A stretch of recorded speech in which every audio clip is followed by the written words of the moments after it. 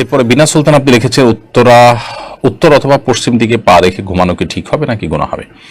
দেখুন, উত্তর অথবা পশ্চিম কোন দিকে পা রেখে ঘুমানোর ব্যাপারে কোরআন এবং হাদিসে পরিষ্কার কোনো নিষেধাজ্ঞা নেই। উত্তর দিকে তো নাই, পশ্চিম দিকে বা কেবলার দিকে পা রেখে ঘুমানোর ব্যাপারেও কোনো পরিষ্কার নিষেধাজ্ঞা কোরআন হাদিসে কোথাও পাওয়া যায় না।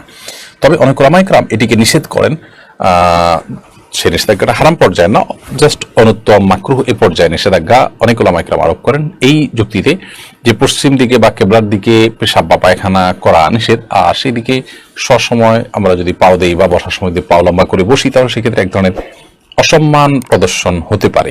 আপনার উদ্দেশ্য সেটা না হলেও দৃশ্যত সেরকম মনে হতে পারে। আমরা কোনো সময় ব্যক্তির দিকে পা দিয়ে বসি না সাধারণত, সেই জায়গা থেকে অনেকে এটিকে নিষেধ করেন। তবে কোরআন হাদিসে পরিষ্কারভাবে কেবলার দিকে পা দেওয়ার পর কোনো নিষেধাজ্ঞা নেই। যদি কেউ সেদিকে পা দিয়ে ঘুমান বা বসেন তাহলে সেক্ষেত্রে কোরআন হাদিসের খেলাফ করেছেন এমনটি বলা যাবে না। তবে কারোর কাছে কেবলার প্রতি কাবার প্রতি ভালোবাসা এবং শ্রদ্ধার জায়গা থেকে তিনি পা দেয়াটা তার কাছে খারাপ লাগছে, সেটি ভিন্ন বিষয়।